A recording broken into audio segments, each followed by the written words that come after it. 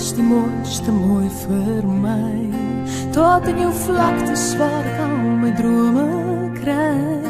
Tot in jou berge, jou riviere, waterstrome, bekoor jy my. Ek kan vir altyd net hier na jou skoonheid staan. Want waar het ek ooit so iets gewaar? Jy's beautiful verby vir my. Dis hier by jou waar ek wil bly. Suid-Afrika, jy's my mooiste land. Suid-Afrika, ja dis jy wat my dra. Maar wat het geword van ons reënboognasie? Wat hande so vat en saam so staan. Suid-Afrika, ja ons sien in die trane. Suid-Afrika, wat rou jou wange? Wanneer sal ons leer dat ons mense, ons maak jou sien? Daar is so baie wat ek jou wil vra. Gaan ons betaal vir die letsels wat jy dra? Ek weet die plan was nooit dat ons so moet beklei my land, maar sê vir my. Ek weet dis baie lang om die hoes verby. Jou kop al zwaar my land, maar sê toch nie vir my. Wat dan van jou word my land? Suid-Afrika, jy's my mooiste land. Suid-Afrika, ja dis jy wat my dra. Maar wat het geword van ons reënboognasie? Wat hande so vat en saam so staan. Suid-Afrika, ja ons sien in die trane. Suid-Afrika, wat rou oor jou wange? Wanneer sal ons leer dat ons mense, ons maak jou stier? Dit is tyd dat ons moet hande vat en op ons knieën neerval en vra God, kom red ons land. Suid-Afrika, jy's my mooiste land. Suid-Afrika, ja dis jy wat my dra. Maar wat het geword van ons reënboognasie? Wat hande so vat en saam so staan. Suid-Afrika, ja ons sien in die trane. Suid-Afrika, wat rou oor jou wange? Wanneer sal ons leer dat ons mense, ons maak jou sien? Wanneer sal ons leer dat ons mense, ons maak jou sien? Suid-Afrika.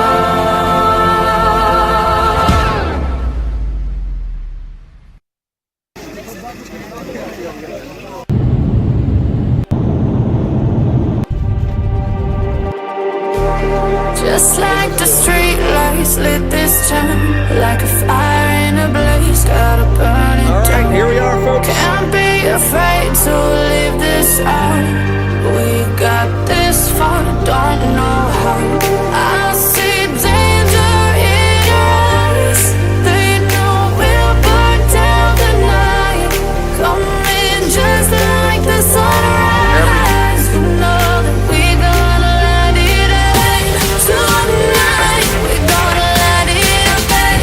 Tonight, we're gonna let it rain. Just like the sunrise, we're gonna let it rain.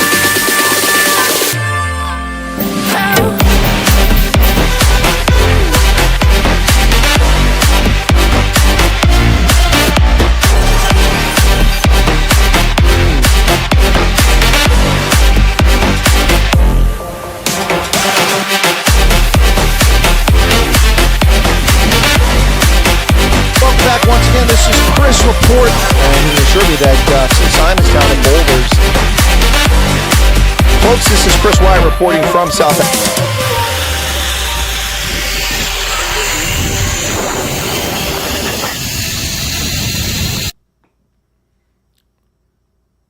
I see danger in your eyes, folks. Pardon the eyewear, but my eyesight is bothering me today. I cannot see clearly. I've got a floater here and didn't sleep well last night, so my vision is a little bit off for the nearsighted stuff. So got to give in to reality and wear some spectacles. Welcome back to the program.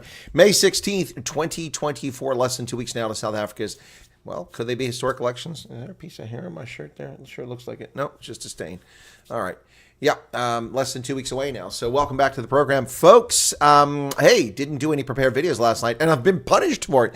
Ooh, my viewership has tumbled over the past 24 hours. YouTube is clearly a place where, because of the way they censor my channel, I've really got to produce all the time, or we see a drop-off. But anyway, not to worry. New video in production, recorded before this stream. You need to edit it and get it loaded up about the ANC's election prospects.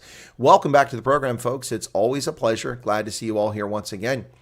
Let's say hello to everybody in the chat. Pierre Orban is here. Came in early, Myra Page. And today we are not going to do Ronaldo live with Ronaldo on Wednesdays with the Colonel because he is in a council meeting and will not be available until tomorrow. So today's broadcast on that channel will be tomorrow, and it was supposed to be yesterday.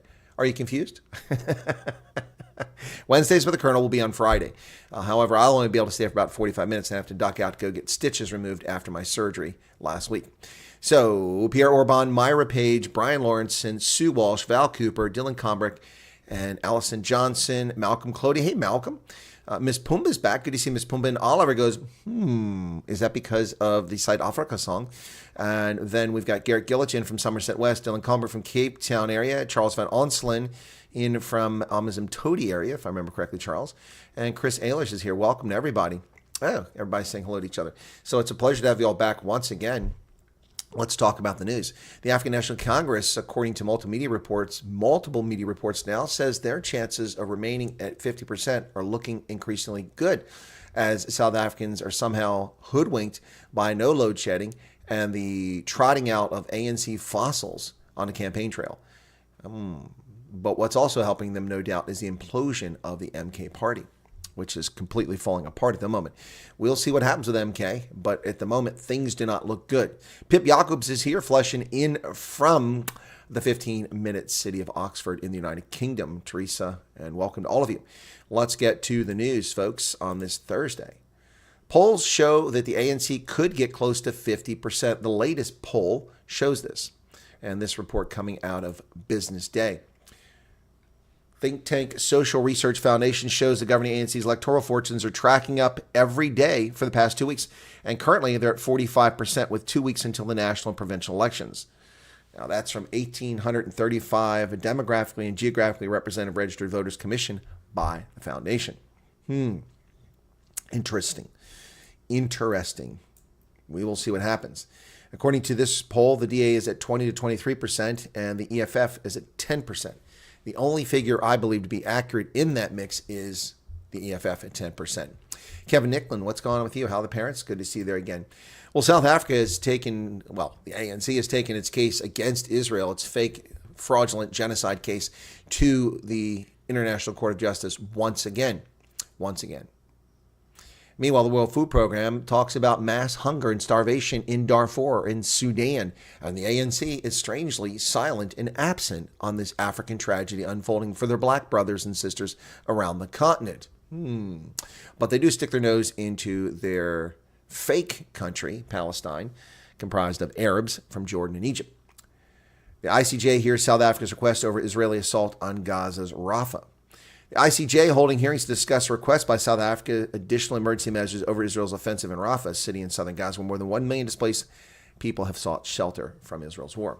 South Africa began presenting its public oral argument at The Hague at 1 p.m. Greenwich Mean Time. Israel will provide its views on Friday. And once again, we have the South African government intruding into the affairs of another nation in self-defense. The next time South Africa is under assault or terrorist attack, the rest of us will sit back and go, well, self-defense, you're not entitled to that. It's only in the UN Charter. We're just going to ignore that and let you deal with it yourself. Yep, ANC. I think in the future, I'm no longer going to refer to them as Palestinians and simply call them Arabs, because that's what they are, Arabs. Maybe that's what we'll do. Well, the ANC is just liberty oppressing mode. They're in liberty oppressing mode, signing one piece of legislation after another. The ANC putting one law in front of the president after another. 6 more new laws make their way to Ramaphosa for his signature, all of which are liberty sapping oppression documents. People seem to think the purpose of legislatures is to create laws. Yeah, but it's also to remove laws that are unnecessary and modify poor laws. The National Council of Provinces passed 6 pieces of legislation on May 16th. That's today.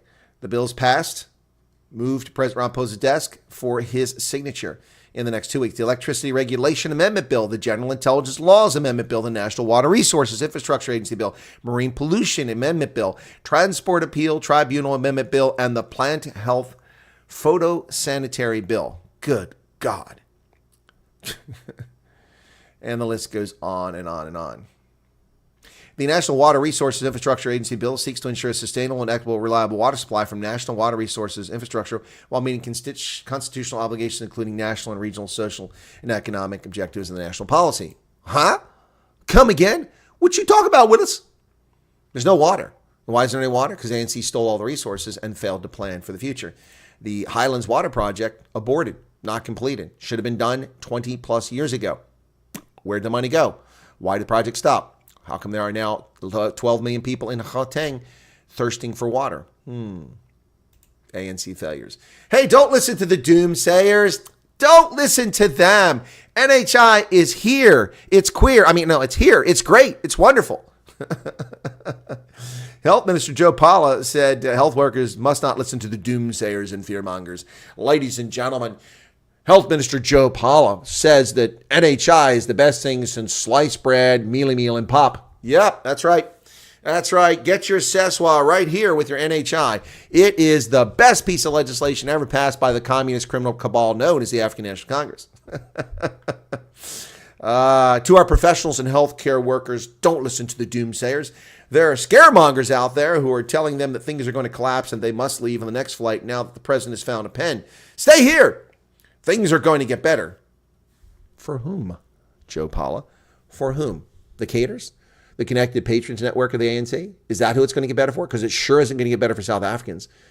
Black, white, or brown. Indian, colored. Venda, Afrikaans, Xhosa, Zulu. Life is going to go to shitter in the crapper. Yep. Joe Pala. Ndonga Shamasa says, hi, Chris. ANC will definitely win the elections. Ndonga, I don't usually address comments while I'm doing the news, but sometimes I do, and I saw yours. It's only a question of the magnitude of the margin. No, I think that you're very confused. The ANC will win a plurality. That's not winning an election. You don't win anything with a plurality. 43%, 49% is not a win. 50 plus 1 is a win. Not going to happen. Not going to happen. Not going to happen. Hang around with us, Ndonga. You're a recent subscriber. Stick with us till after May 29th, and we'll have to come back and have this conversation again. Not going to happen. Well, the National Health Bill has passed, but Sean Rao tells us not to worry. It'll take years to destroy South Africa. No, the capital flight will start much sooner than years from now. This week, Ramaphosa signed into law the abomination known as the National Health Insurance, or the hijacking of the private sector bill. During the signing, Ramaphosa noted the moment as a milestone in South Africa's ongoing quest for a more just society. I'm sorry. Does the ANC not already provide public, free health care to South Africans? And isn't it shit? Isn't it total crap? Have you ever been to a clinic in the Eastern Cape? Have you ever been to a clinic in KZN? I've been to these places. They're barely better than what you find in the Congo. Unbelievable. There's already free public health care, and it's a disaster under the ANC. But of course, we're going to get the whataboutism. Come on, Ndonga, bring the whataboutism. But under the National Party, blacks were denied health care. They had no health care. That's a lie. Health care to poor black Africans was far better in much of South Africa during the National Party. That's not an endorsement of the National Party. It was an abomination, their apartheid policy, but it's a statement of fact. And, blacks were denied education. That's also a lie. Most black South Africans didn't have a fair opportunity at a decent education, but then some did. The privileged elites, people like Zweli Mkhize. Remember Zweli Mkhize? Dr. Zweli Mkhize. Dr. Zweli Mkhize went to primary and secondary school in South Africa. Dr. Zweli Mkhize went to university in South Africa. Dr. Zweli Mkhize, and he's a real doctor, not a political scientist or sociologist or a queer studies. No, he's an actual doctor, a medical practitioner. Dr. Zweli Mkhize went to medical school in South Africa. He did his internship in South Africa. And of course, Dr. Wyatt Mkhize, the former health minister, did all of this after the end of apartheid, correct? Nope. All of that occurred during the apartheid era under the National Party. Dr. Wyatt Mkhize went from being a young man to a practicing medical doctor in apartheid South Africa. Last time I checked, he's got a pretty good tan. So while life wasn't fair to most black South Africans, telling partial stories and partial truth does not help the situation. Does not help the situation. So Ndonga says 50 plus 1. Mark my words, never underestimate the organization machinery of our glorious movement. Okay, Ndonga. You are on the record. Ndonga Shamesa is on the record as saying the ANC is a glorious movement. Well, we're going to have to dismiss that comment. That's just pure propaganda. But is on the record as saying 50 plus 1. All right, as I said, in a free and fair election, it doesn't happen. But will it be a free and fair election? We shall see. Thank you for your input, Ndonga. I have to go to the Favot hospital every month for meds. It's an abortion. Yeah, it's a disaster, Chris. Yep. What's this? Now, Chris Wanapole says, don't worry, 6 large groups are, yeah, I know, they're going to take it to court, but that really isn't the issue here. Yep. Garrett says a clusterfuck of technicolor proportions. Yep. Ndonga says, we love the ANC. Nobody was separated from the ANC. I owe the ANC my career to the ANC. Well, good for you, Ndonga. But most South Africans owe their poverty, their misery, their rape, their having been shot in a home invasion, the theft of their car, their carjackings, the abysmal education of their children to the ANC. So I think that many South Africans don't have the same thoughts and affection that you have for the ANC. It is a guerrilla movement that has failed as a political party. They are not up to the task because they don't want to be up to the task. Well, news analysis, the by-elections, this one from Business Day once again, saying the by-elections, they're explosive arrival of the MK party in KZN, the recent plateau of the party's momentum. Yeah, a plateau is a good example. It's an implosion. MK's in trouble.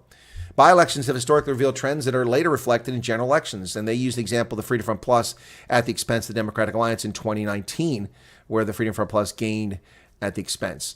But the current round of by-elections measured from the 2021 local election forward, will they hold similar clues? It's been 2.5 years since that election. There have been by-elections in 218 wards, or 5% of the total number of wards.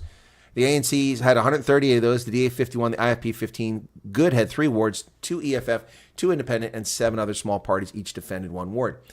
Well, things have not gone well for most of them. Most were retained by the incumbent parties, but the ANC won just 105 of the 138. And the IFP kept 13 of 15, but gained. EFF lost 2 wards. Yep. So, ANC was the biggest loser of all, losing 27 fewer wards. In addition to 10 seats, it lost the EFF, and 3 to the PA. It lost 15 to the IFP. The DA had a net loss of just 1 seat, pairing its losses to the ANC and PA with gains from both parties, good, and from the KGP. But the biggest winner, unambiguously, was the Inkatha Freedom Party, which gained a net total of 15 new council seats. By-elections. These happen because of corruption, death, assassination, resignation. All of these things happen. Rather than appoint someone to the office, South Africa holds elections. Heinrich Fischer says all the doctors are going to leave this crap hole. Yeah, Heinrich, I'm going to do a video talking about that, and that is in no small measure, for many people, simply an empty threat. And I'll explain why in my video. Ken says, I'm going to stop watching. I can't stand the stupidity I watch later when these live comments don't come up. Ken, the gentleman's in love with the ANC. Just let it be.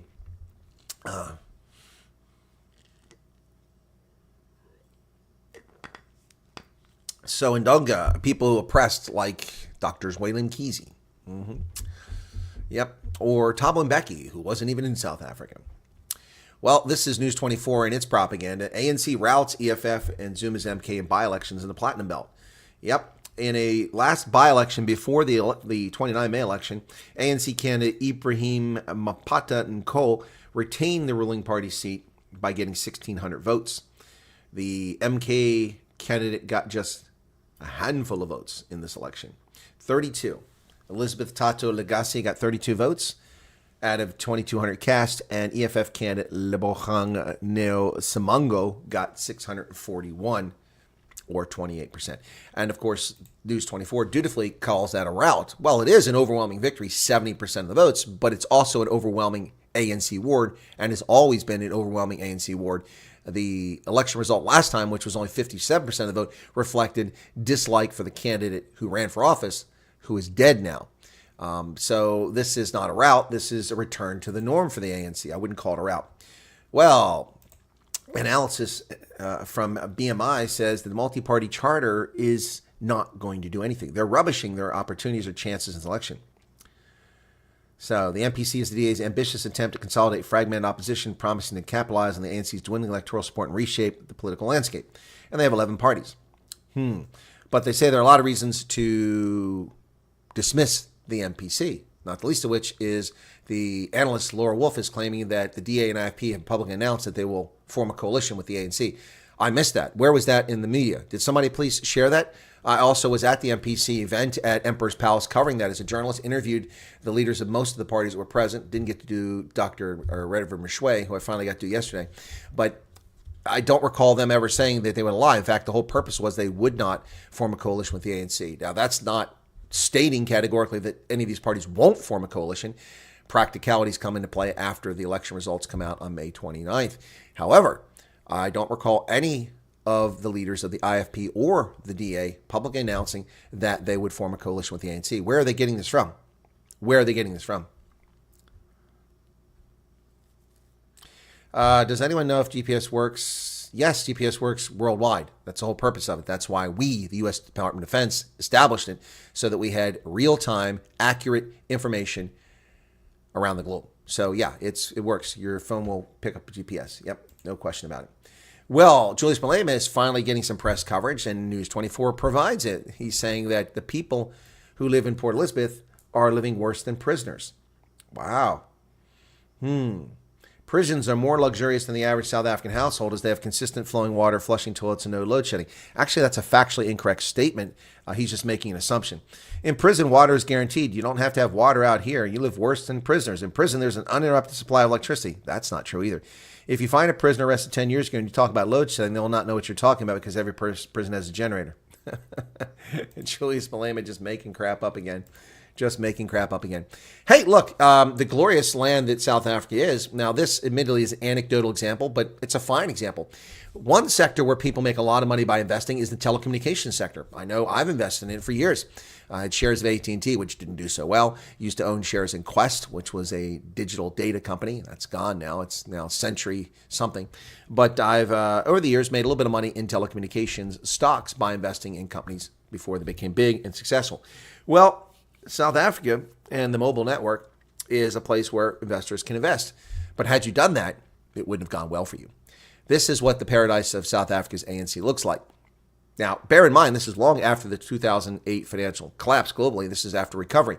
If you invested 1,000 Rand in Vodacom, MTN, and Telecom 10 years ago, things have gone sideways. An investment of 1,000 Rand in all of South Africa's biggest telecoms 10 years ago would be worth substantially less today. Vodacom's share price was 89 Rand on May 14th of 2024. But 10 years ago, it was 129 Rand. So it's dropped 31%.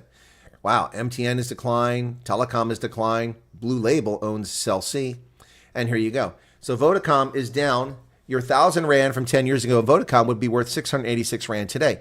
Your shares of Telecom would be worth 632. Your 1,000 Rand in Blue Label would be worth 447 Rand, and MTN would be worth 383 Rand. MTN has lost 62% of its value under the ANC's economy and macroeconomic racist policies over the past 10 years.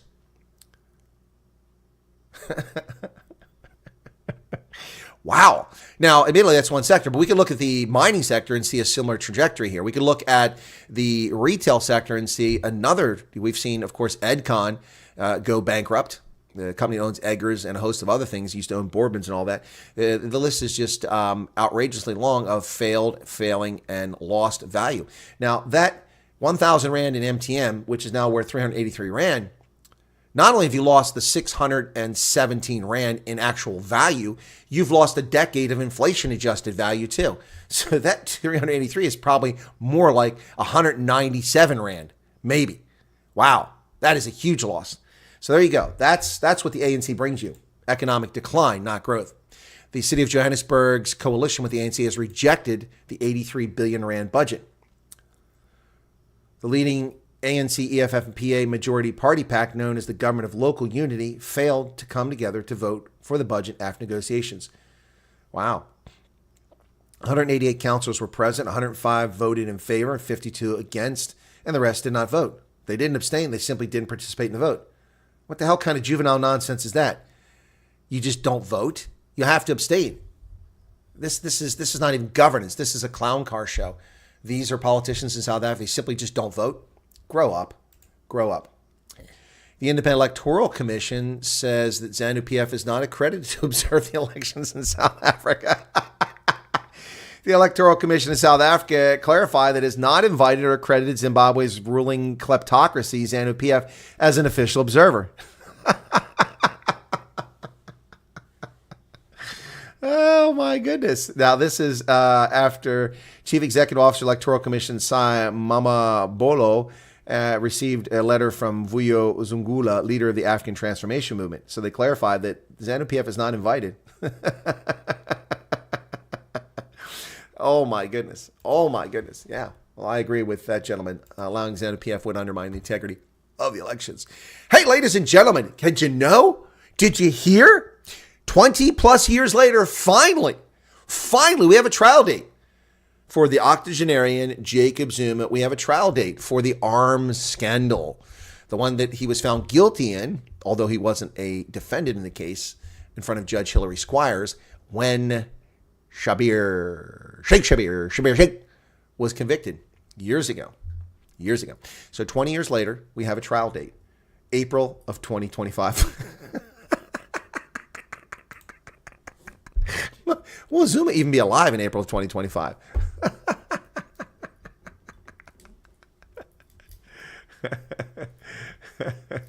Oh, my goodness. We're not friends. So says former Deputy President and Speaker of Parliament, Mbete, saying that she's not a friend with Jacob Zuma.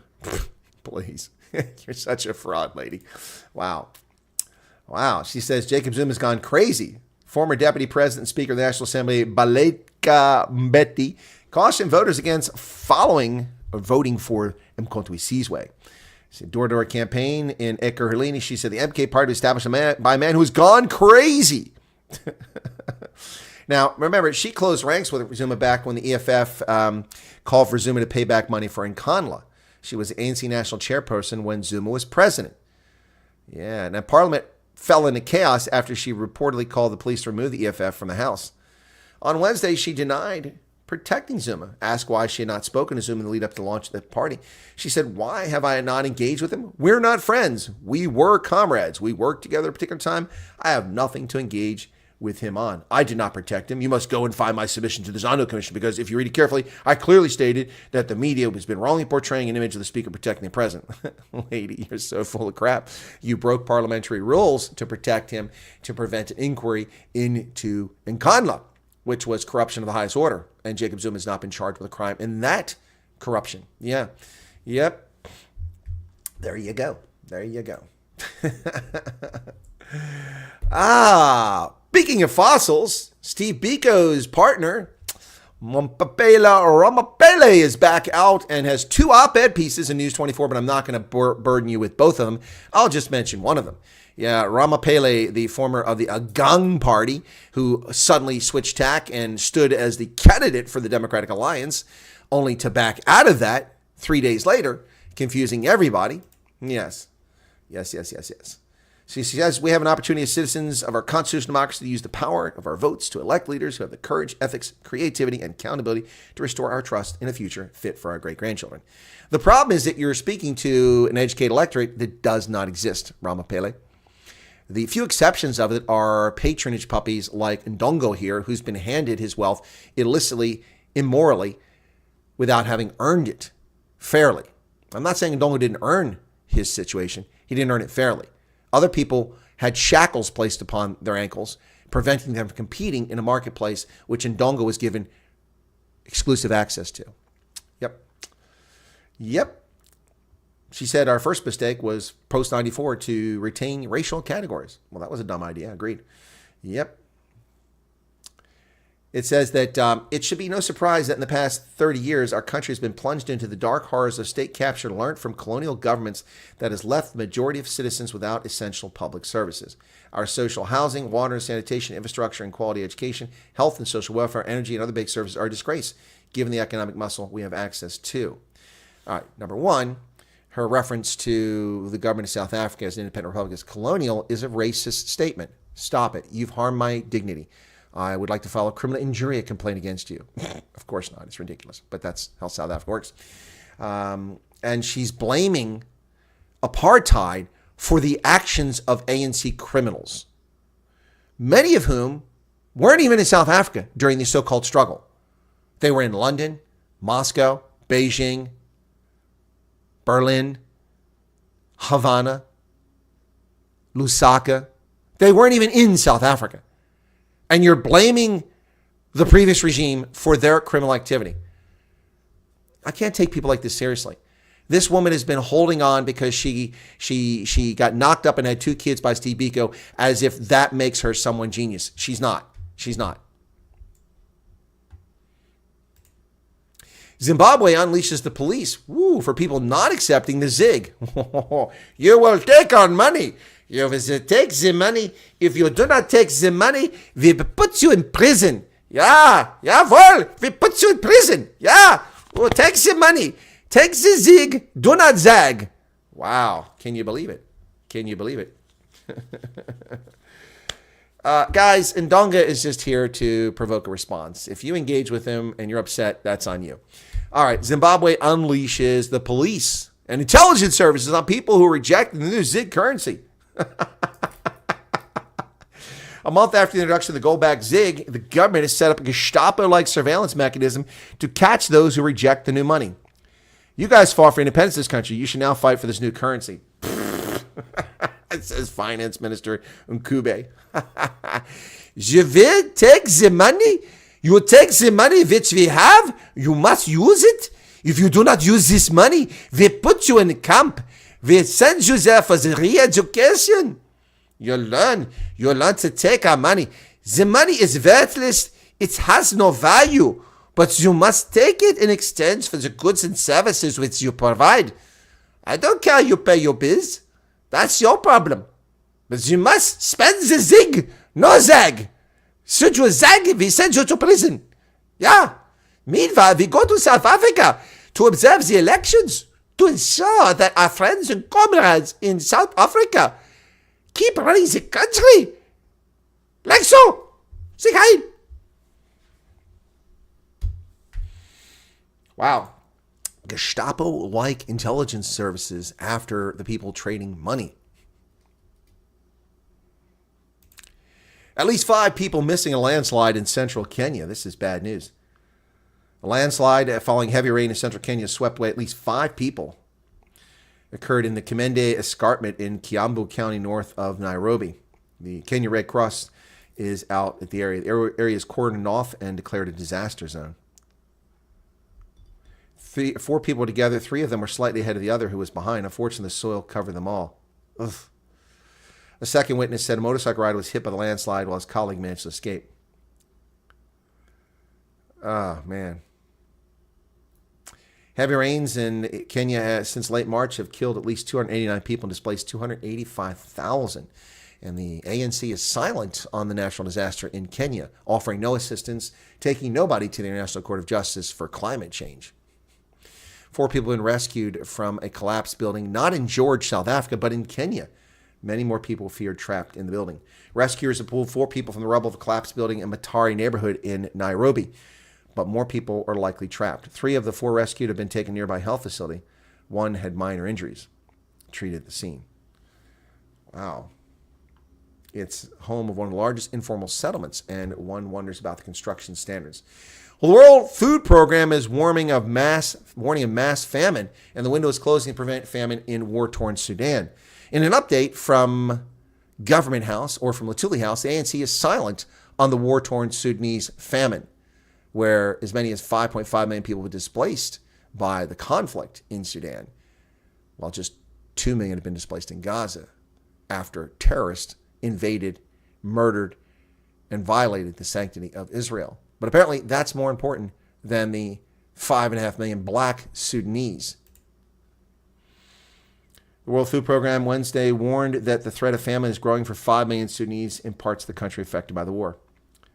Only a few weeks remain to stock up food supplies in parts of Darfur and Kordofan before the rainy season starts and many roads become impassable. Farmers also need to reach safety of their farm fields to plan ahead of the rains. Well, ladies and gentlemen, this is very reminiscent of when I worked at the Defense Intelligence Agency and I wrote for President George Walker Bush. I wrote a presidential daily brief that prompted the president to take action, and as a consequence of my actions, me, one individual intelligence analyst working for the U.S. intelligence community, writing a report convincing the U.S. president that it was important to take action, kept hundreds of thousands of people from starving to death in southern Africa. 600,000. Over 600,000 people didn't starve to death because of that action that I took. This reminds me of that. Mm-hmm. Yeah. I think Ndonga is confused. He doesn't understand that progressive means regressive. Progressive means racist. Progressive means exclusionary. Progressive means the destruction of social and moral norms, the decay of civilization. That's what progressive means. The runner-up files a bid to annul Chad's presidential poll. Wow. Success Masra, who came in second, announced that he had lodged a request with the Constitutional Council to have the vote annulled. With the help of our lawyers, we filed a request with the Constitutional Council to reveal the truth of the ballot boxes. All the evidence is in the USB keys. They included video footage of voting boxes being stuffed, thefts, threats, but most of all the ballot boxes were taken away by the soldiers to be counted elsewhere. Why are soldiers taking ballot boxes away? Pip Jacobs membership, courtesy of Nick Groves, Mr. Punisher, Chris Ehlers, Alan Kotza, and Hester Kotza. Mr. Punisher? Well, I never made that connection. I never noticed that Alan and Hester staff never made that connection before. Both the same surname. All right. And there's Alan. So, riots flaring in New Caledonia. Wow. New Caledonia, French possession, is in trouble. Stuff is happening down there. Hester. All right, and I think that's everybody. Or do we miss Pip Jacobs or Chris Ehlers? I think one of them do it. Thank you for the memberships, Nick. Do appreciate that. I'm waiting to see if there's one or two more here. YouTube is a little slow at feeding that data to my software. All right, so here we go. Back to the news. Riots flaring on New Caledonia, where several people have died. Hundreds have been injured. Discontent over voting rights has sparked unrest. Deadly riots erupted this week in New Caledonia, French overseas territory, leaving at least 5 dead and hundreds injured. Sparked by a bill approved by the French National Assembly in Paris that would expand voting rights in the archipelago to people who've lived there for 10 or more years. They're arguing this will marginalize the indigenous Kanak population. Look at that. That's the aftermath of the riots. 270,000 people live there. The Kanaks are 41% of the population. 24% of the population is European. And they want voting rights. And apparently, people don't want them to have them. Now, how inclusive is that? Don't let the Europeans have voting rights. I mean, the New Caledonians are immigrants. The islands were unoccupied, uninhabited, until they swept out there in their Kanaks and canoes.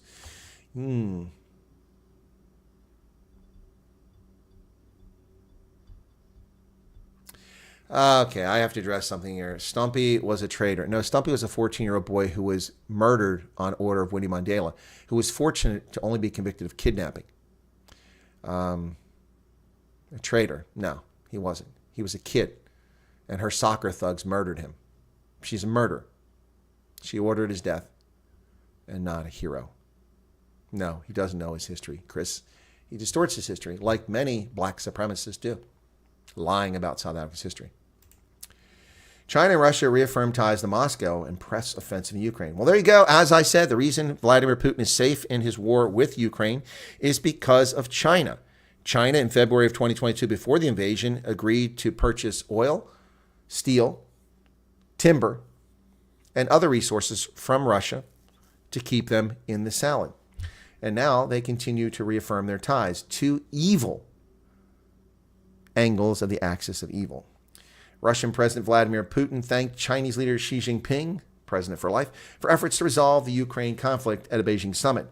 Putin's two-day visit to one of his strongest allies comes as the country's forces are pressing an offensive in northeastern Ukraine's Kharkiv region. Yeah, well, we know that. The Dutch government, a collection of conservative parties described as right-wing by the fake leftist media, but right-wing is how they describe them, have formed a government finally, but Geert Wilders will not be the prime minister. Four right-wing parties in the Netherlands said Wednesday that they had reached a preliminary agreement to form a government that would exclude Geert Wilders as the prime minister. Came hours before midnight deadline, which resulted in nearly 6 months of negotiations. Well, there you go. Together, the four hold 88 seats in the House of Representatives, a comfortable majority. But they won't have Geert Wilders as their prime minister. Slovak authorities charged the suspect in Prime Minister Robert Fico's shooting. A 71-year-old man was arrested at the scene. Police charged the suspect in the shooting of Slovakia's prime minister as an attempted murder in what the government of the country said was a lone wolf attack without political affiliation. Charged a 71-year-old unnamed man with carrying out the attack. So the suspect has anti-government views but had acted alone and wasn't connected to any left or right-wing political group. There he is, wrestled to the ground. The attempt on his life has exposed tensions in Central European countries' polarized society. Well, yeah, I guess so. Someone attempts to murder the prime minister. Russian advances are slow but steady in Ukraine. Russian forces making progress in many directions simultaneously. In the northeastern corner of Ukraine, these are places where Russian forces have advanced in recent days, taking this land in the red color. And then look here, in the north, by Kharkiv, and then in the southeast, in the Donetsk region, Russian forces continue to make advances against the Ukrainian forces. Joe Biden's proxy war not going well for Joe, for Jens Stoltenberg, or for the grifter-in-chief, Volodymyr Zelensky. Joe Biden has asserted executive privilege over audio recordings, something that Donald Trump was not afforded. When Donald Trump claimed executive privilege, the corrupt authorities denied him executive privilege in court cases. Joe Biden has exerted executive privilege to protect his criminal activity. President Biden has asserted executive privilege over the recordings of his interview with special counsel Robert Hur, according to letters from the White House.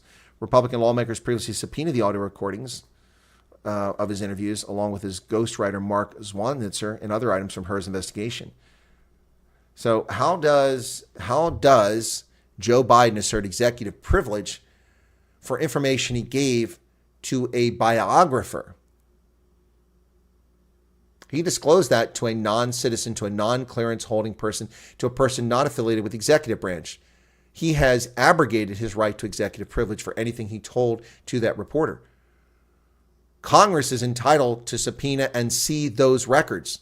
This is the grandest cover-up and corruption in the history of the United States presidency. Joe Biden is hiding the truth because he's dirty as they come. I got to weigh in again for Ndonga here.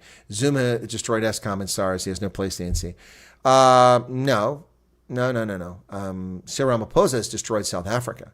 More money has been stolen under Zuma's regime than was ever stolen under Jacob Zuma's state capture era.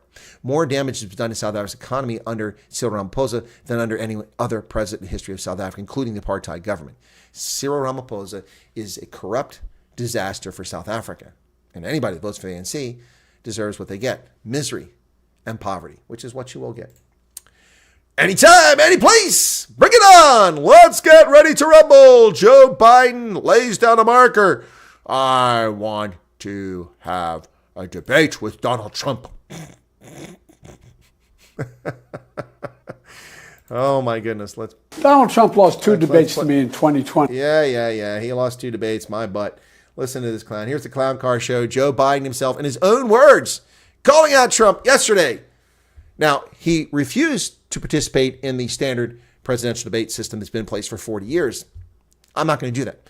I will do debates that my team selects the friendly media outlet and I select the rules. And then I'll have a debate with Donald Trump. And after making that declaration, this is what he said to Donald Trump. This guy is desperate to look important. Donald Trump lost 2 debates to me in 2020. And since then, he hadn't shown up for debate. Now he's acting like he wants to debate me again. Of course he does. Make my day, pal. I'll even do it twice. So let's pick the dates, Donald. I hear you're free on Wednesdays.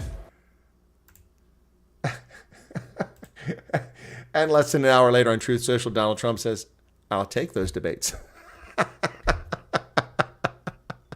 And now Joe Biden is saying, bring it on, bring it on. Oh my gosh. Oh my gosh. In a post on Twitter, Biden said that he'd receive and accept invitation from Trump. Over to you, Donald. As you said, anywhere, anytime, anyplace. Oh my goodness. Make my day, pal, please. Joe Biden. How many amphetamines did it take to get him to be able to stand upright like that? Mr. Magoo. Well, ladies and gentlemen, this is a very distressing situation here. The judges in Maryland have determined that a school can sexualize your children. It's not pedophilia. It's not abuse of a minor. It's not corrupting a minor. It's allowed. Schools are allowed to sexualize your children by introducing them to terms that are inappropriate for 3- and 4-year-olds. That's what the court decided. Yep. Court rejects Maryland parents' objections to LGBTQ books in elementary school classes. A federal appeals court has ruled that parents in Montgomery County cannot remove their elementary school children from classes that include books on human sexuality and gender. The parents, Muslim, Catholic, Protestant, and Jewish, had asked the court to uphold their religious free exercise rights to opt their children out of classes where books were being used.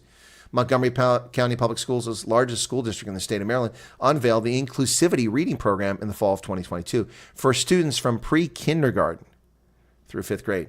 One of the books to which parents objected, Pride Puppy, tells 3- and 4-year-old students to find images from a vocabulary list including intersex flag, drag queen, underwear, leather, and the name of a celebrated LGBTQ activist and sex worker. For 3-year-old and 4-year-olds. And a federal court has said that parents cannot take their children out of this class.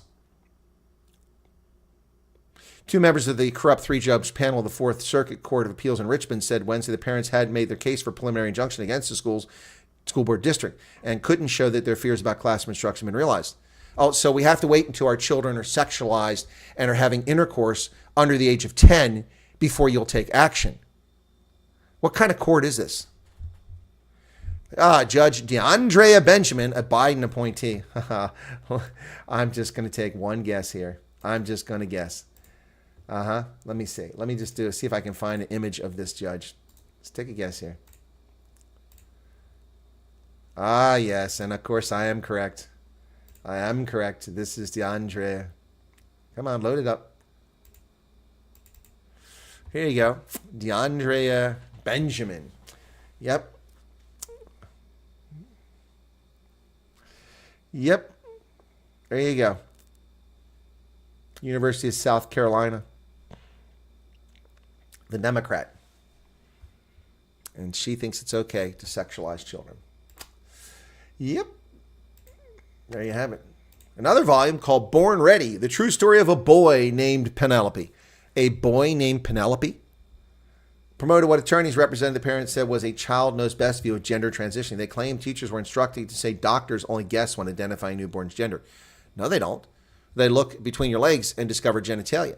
And that's how they determine what your sex is. Wow. Now, the court said we understand the parents' contention that storybooks could be used in ways that would confuse or mislead children, and in particular, that discussions related to the content could be used to indoctrinate their children in espousing views that are contrary to their religious faith.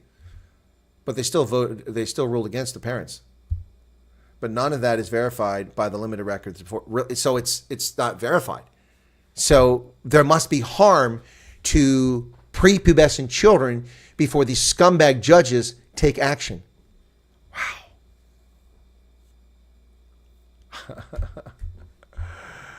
Wow.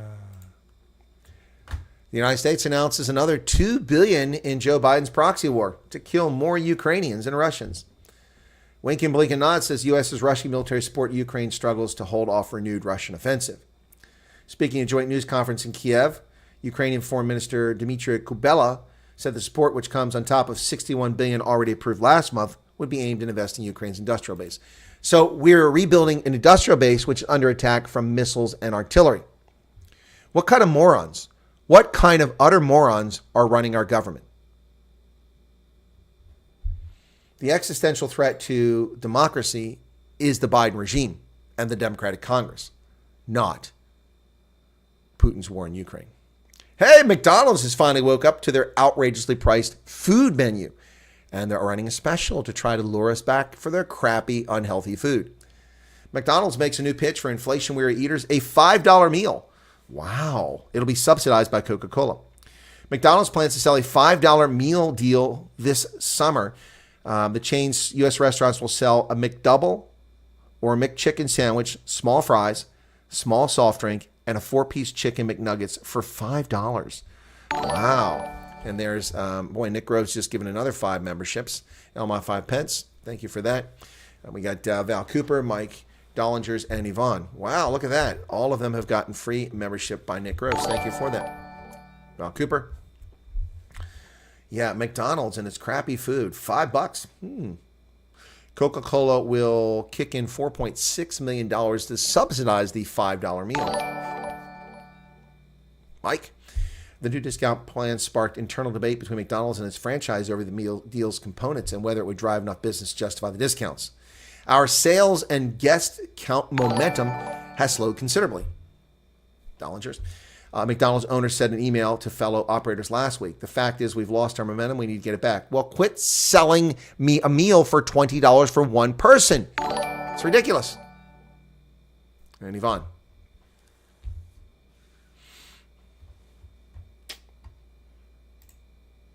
And there you have it. McDonald's $5 meals.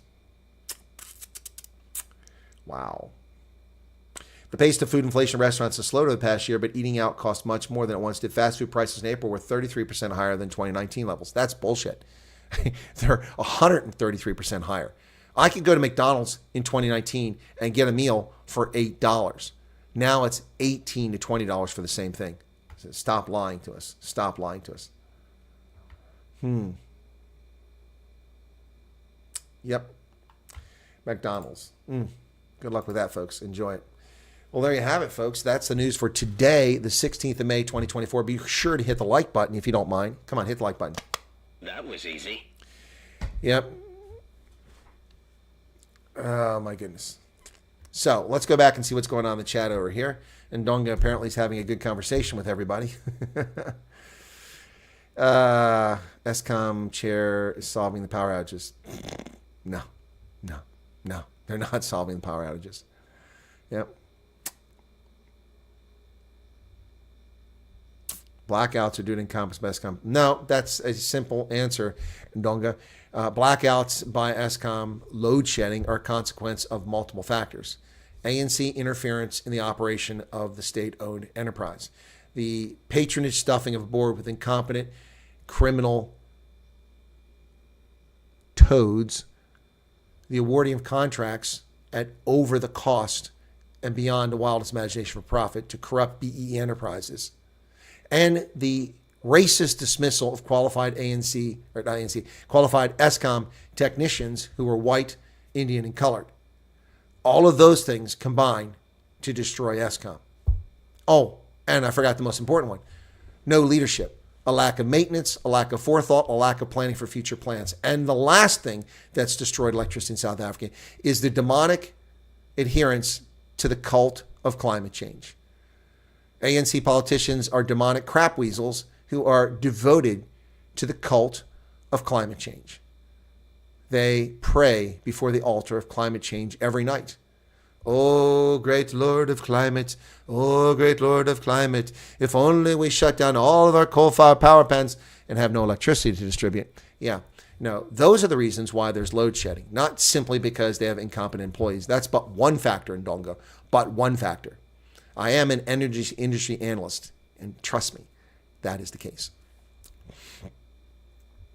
Stumpy was murdered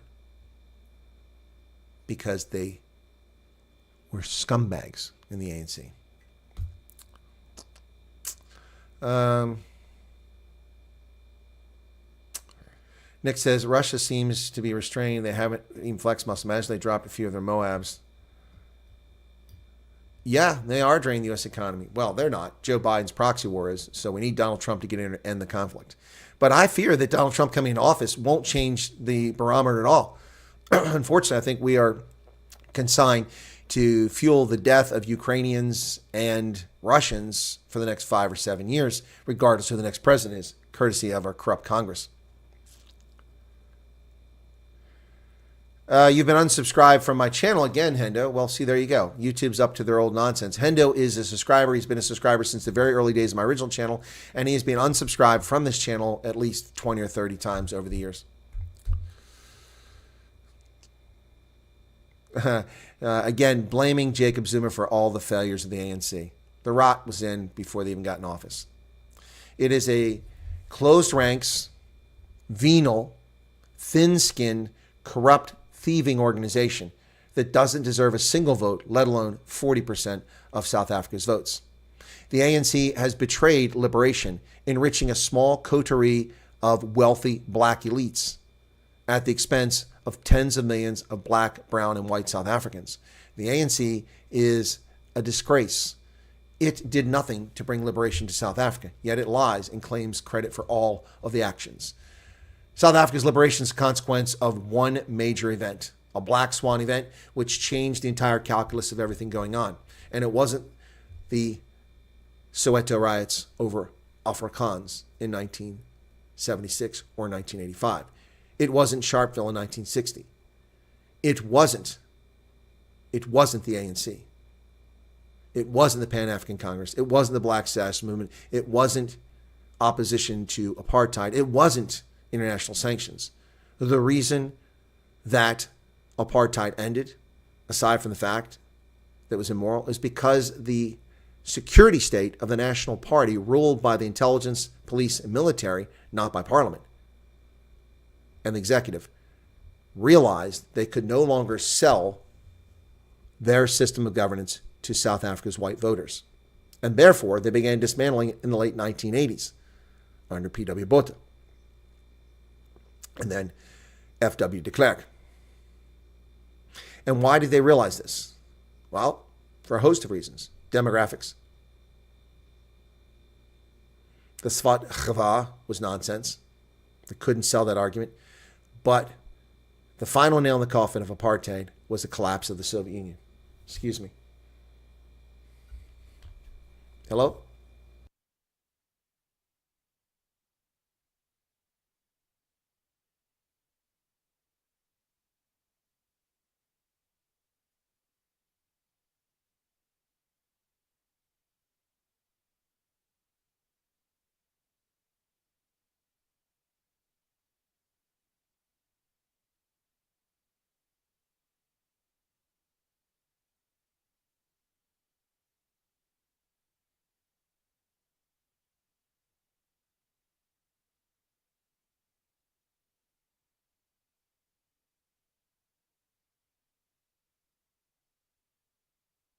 Sorry about that, folks. That was we're asking for a congressman to speak at our Memorial Day event. Sorry about that. Anyway, that's why it ended. It ended because communism ended. Well, communism run by the Soviet Union ended, but obviously communism still exists today. All right, blaming it all on Zuma. Isn't that convenient? What a great scapegoat. Zuma is part of a counter-revolutionary project of the apartheid machinery. What? And do you know what you're talking about? Jacob Zuma was head of MK Intelligence. Jacob Zuma is one of the few actual, genuine veterans of MK. Oh, my goodness. Hey, James, Area 4 Tracker. How's it going?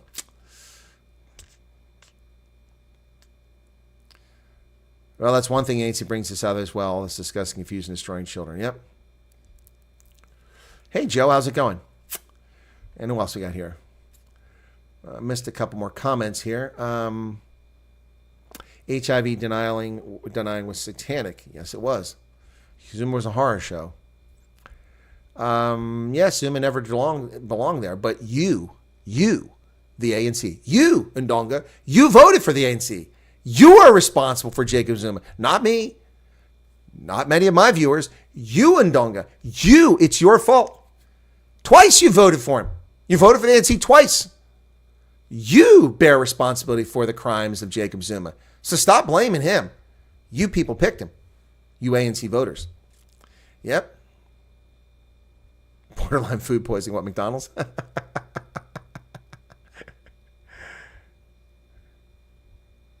What's John Jarvis complaining about? Oh. Ndonga's laughing about something. What was it? The McDonald's thing? When is Ramaphosa signing the Baila bill? I think he signed it already. It's confusing. The media reports say one thing, then they say another, so I'm not really sure what's going on with that. Okay. Who's Toby Meyer? The son of Rolf Meyer? Thomas Poundsworth from Neisner wrote a nice op-ed piece calling Dr. Strangelove nominated Winnie for an honorary doctorate in jewelry design. Okay, I've seen that. I think ANC is partly a PSYOPs program by the China Russia to destabilize South Africa using military force. No, not really, Joe. Not really. The ANC is a creation of the National Party. Yep. Ndonga says, if the world acknowledged in the 80s that apartheid was unsustainable due to demographics, what makes people think DA with a white leader can lead SA? Okay. Wow, Ndonga. Okay, you said a short while ago you're an attorney, and that's the argument you're making? That's a racial argument. You clearly don't understand what I said. What I said is apartheid was unsustainable. I didn't say the world acknowledged. You're making that claim. I'm saying the National Party acknowledged that demographics were unsustainable. In other words, that population increase among South Africa's black population would overwhelm in numbers the number of white South Africans who had the ability to staff and maintain the state institutions and run the country. It's simply not sustainable. That's very different than what you're claiming here. What makes people think the DA with a white leader can lead South Africa? Well, first off, you're not very well informed in Ndonga. The multi-party charter is in discussions for picking a leader. And most people in the multi-party charter have already endorsed Valenkosi Hlabisa, the president of the Inkatha Freedom Party, to be the choice for a potential coalition, not John Steenhuisen. So your assumption is invalid. And it's also racist. Why do you care about what color John Steenhuisen is? What does that have to do with anything? Zambia's had a white president under majority black rule. So why can't South Africa? Whites are South Africans. Indians are South Africans. If Scotland can have the famous Youssef clan of Inverness as the Speaker of Parliament, the First Minister, Hamza Youssef. He's not Scottish. Not Scottish. How can he be the First Minister? No. I love this stuff, this nonsense. Well, America has to have a black president. 12% of the population is black. We should never have a black president if that's your argument. 9% of the population, or 3% of the population, 3% is Asians. We should never have an Asian president. The president of Columbia University should not be black. They're such a tiny portion of the population. That's the argument you're advancing here. Do you not see the nonsensical, ludicrous argument you're making? Because John Steenhuisen's white, he shouldn't be able to lead the country? Well, then black people shouldn't lead America. Asians shouldn't lead America. Hispanics shouldn't lead America. Only white people should lead because we're 76% of the population. What a crazy concept. Sean Adams, his deputy. Yeah, exactly. The DA is not even remotely a white party. We've had this conversation multiple times. The DA party is overwhelmingly a colored party with, these days, probably nearly as many black voters as white voters. Yep. South African politics is based on the color bar. It's a fact. Steenhuisen as president won't work. Well, sure it'll work, unless racists have a problem with it. And the color bar only exists because the ANC has reinforced it. They've pushed it. They've retained the racial categories. And of course, everyone's black who isn't white when it's convenient, but not when it's time to dole out BEE contracts, when it's time to dole out appointments to university, when it's time to dole out government jobs. Then you're only black if you're black, not when you're colored or Indian.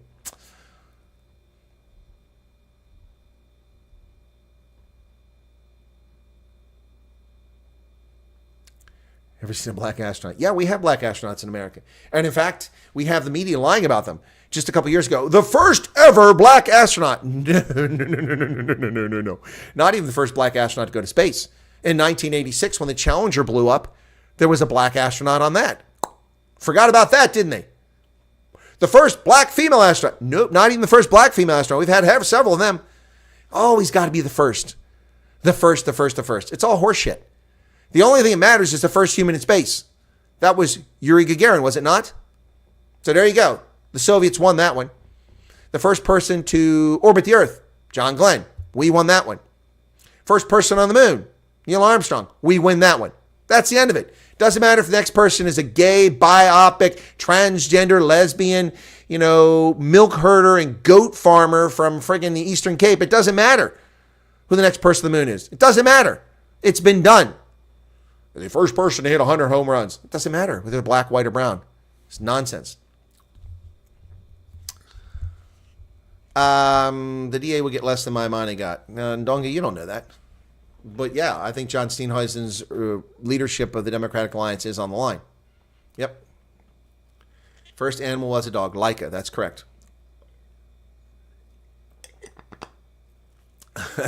Oh, Chris is having fun with... Hey, Paulie, what's going on? Bafana. There are no white players. And neither are there on the national women's team. Yep, the lady teacher in 86. Well, she wasn't black, but yes, there was a lady teacher on there. Yeah, Krista McAuliffe was on that flight. And there was a black astronaut, as well as an Asian astronaut who died in that flight. We hear the lies about America. Oh, it's so racist. It's not diverse. Good Lord. We had a black astronaut, a white woman, and a black astronaut all die on the Challenger. Talk about your diversity. Yep, let's take a look at the Challenger disaster and the astronauts.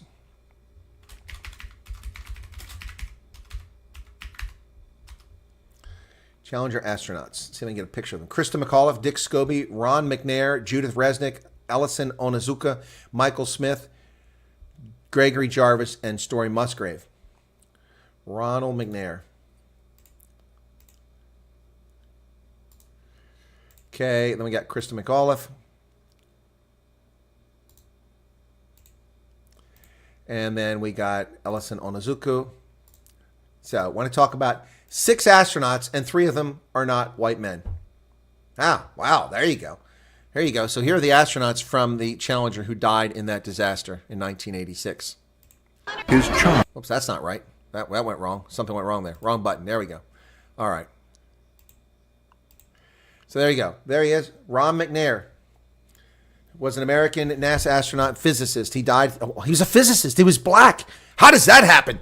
Oh, how do you have a black physicist? I'm like, that's not possible. We don't have people like Neil deGrasse Tyson because it's a systemically racist society. How could somebody born in 1950 be a physicist if they're black?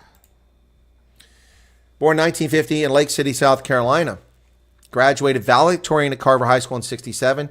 Got a Bachelor of Science in Engineering Physics, magna cum laude from North Carolina Agricultural and Technical State University in Greensboro, a historically black school, if I remember correctly. In 1976, he got a PhD in physics from MIT. Wow.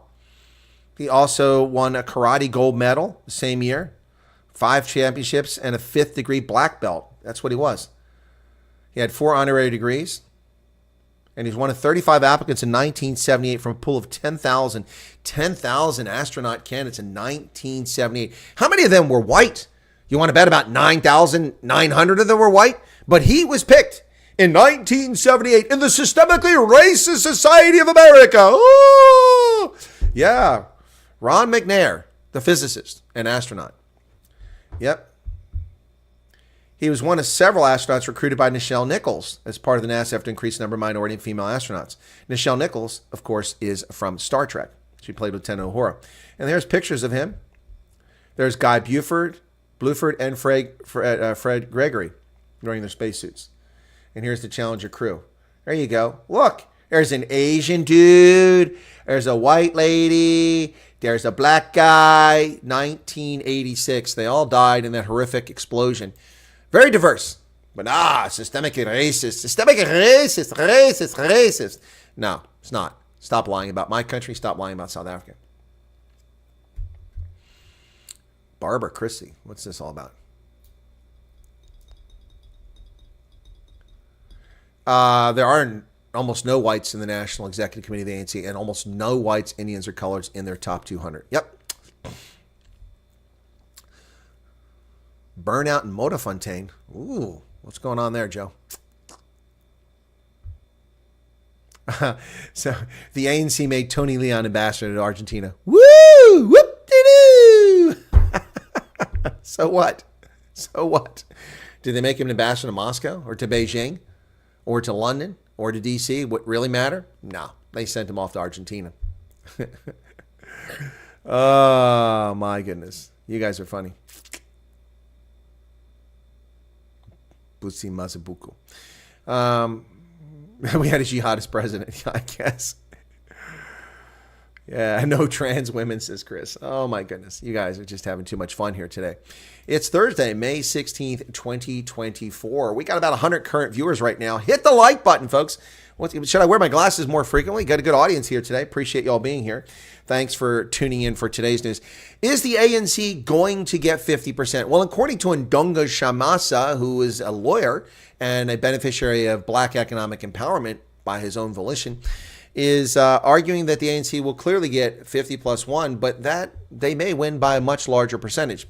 Now, we see a poll this week which says the ANC is at 45%. That's an outlier, but it may very well be the case.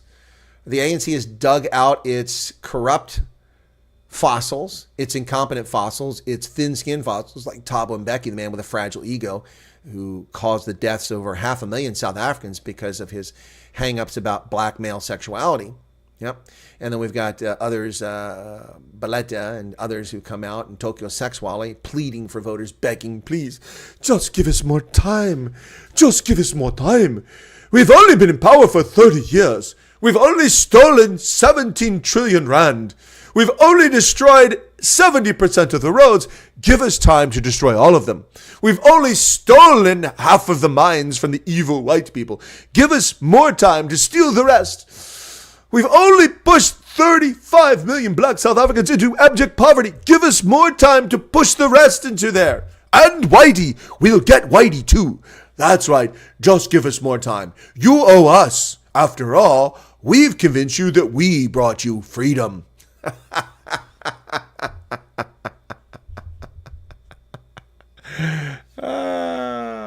Yikes. Just more time. Just give us more time. Just give us more time. Just give us more time. Are you serious, ANC? Give me a freaking break. Give me a break. Unbelievable, folks. Unbelievable. Oh, just give us more time. It takes time to fix the evil of Jan van Riebeck. It takes so much time. Oh, my goodness. Oh, my goodness.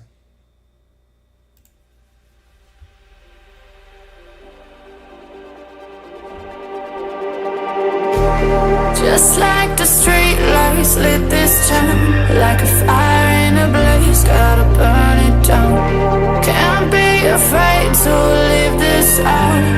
We got this far, don't know how. I see danger in your eyes. They know we'll burn down the night.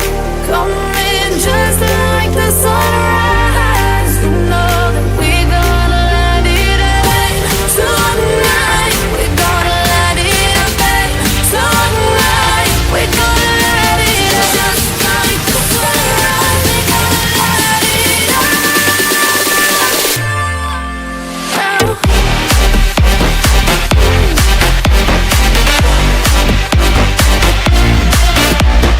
Danger in your eyes, South Africa.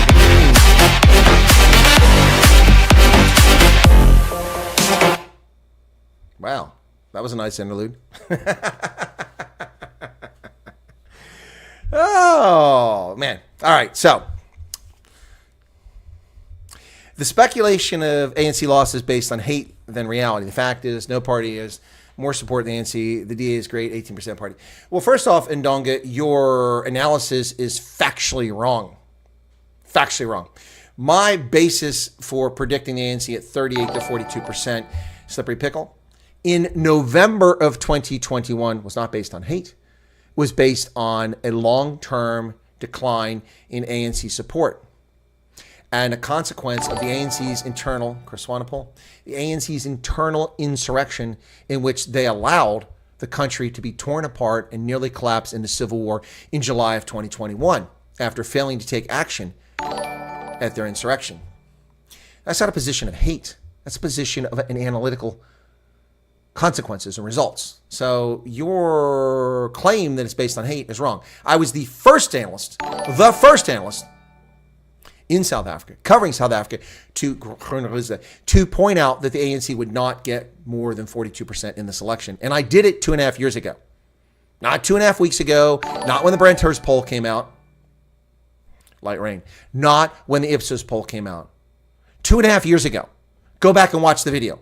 Ask the audience. I have said it over and over again. I've been crowing about it for 2.5 years.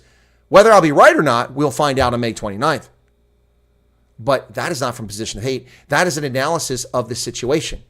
Facts, not hate. You are assuming things, assuming facts, not in evidence. That's what you're assuming. Yep. Scientist says, thanks for the membership. Matthew Dixon, where have you been hiding at? Menashe Kwa says, since it seems that South Africans are okay with ANC turning the country into the Congo, what can actually be done? Well, not a whole lot. The only thing people can do is hold on to the courts and pray that the courts have an impact in overturning abomination like the National Health Insurance Law and expropriation without compensation and all these other race-based nonsense. South Africa is destined to the dustbin of history at the rate that it's going. I warned South Africans in November of 2021 that they had a chance to change the trajectory. And how? Because the most obvious instantiation, big word alert, instantiation, of governance is at the local level. Rubbish not removed, police not responding, no water, no firefighters coming, schools dilapidated, sidewalks non-existent. All these things are competencies that are dealt with in some way at the local level, and that's how you interact with government. Not with members of parliament, not with the cabinet, not with the provincial government, but with local government. And if opposition parties had done a good job in 2021, which they didn't, which I encouraged them to do from June of 2020 until November of 2020 for a year and a half, pointing out the importance of votes. And the only party that achieved any degree of success in the 2020 municipal elections, the only party, was the Freedom Front Plus, which quintupled the number of councillors that it had, going from 60 to 240, thereabouts. No one else did anything. The DA lost, the ANC lost, the EFF lost, the IFP gained 2%. And they gained control of a lot of councils, but not because they gained more voters, but because ANC voters stayed home. Because the ANC allowed game and Edgars and Shell stations to be burned and looted, and crematoriums and radio stations and containers coming into port, all to be looted and people to be murdered and chaos to reign because of their inaction or their complicity in the events of July 2021. The ANC is not a legitimate government. And Ndonga can sit here and push all his propaganda points all day long. But almost every point that Ndonga is making is counterfactual. It's not true. And beyond that, most of what he says is whataboutism. Right? So, for instance, Stumpy was a traitor. What evidence do you have that Stumpy is a traitor? Some myth or fairy tale that some black supremacist who raised you told you about or indoctrinated you in the ANC that Stumpy was a traitor? Who gets the right to murder a 14-year-old boy at the order of a corrupt, venal, thieving politician named Winnie Mandela? It's wrong. It's wrong. Morally and criminally, it's wrong. Simple as that. Well, Chris, I'll correct the statement you just made. There's no such thing as reverse racism. It doesn't exist. Racism is racism. Someone who thinks that one group of people is better than another group of people, someone who thinks a group is entitled to something over another group, is by definition a racist. Now, I'm not accusing Ndonga of that, but that's what a racist is. White people don't deserve any more opportunity than black people, and vice versa. That's not reverse racism. It's just racism when someone gives it. Yep, critical thinking skills. Well, they're non-existent in much of the world today. And that's one reason why I do this broadcast. Yep. Anyway. Oh, I didn't forget I said containers. That's what I was talking about, Nicholas, the ammunition that was destined for Cape Town, but magically docked in Durban. Why did it dock in Durban in the midst of the insurrection?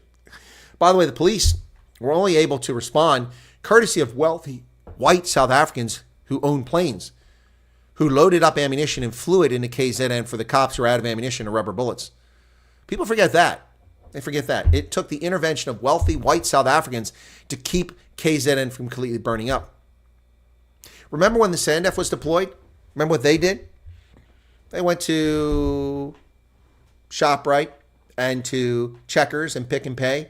And while people stood in line at the only freaking grocery store that was open in 30 miles, and they went to the front of the line and skipped in front of everybody who'd been waiting for hours and days to get food because, well, they're soldiers, they're entitled.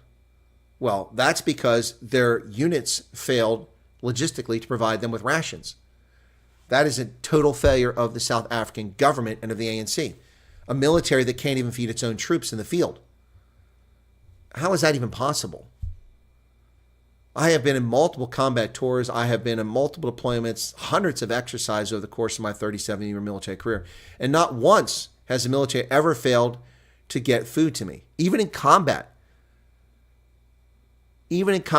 we had a sufficient store of MREs to take with us when they couldn't get through with food.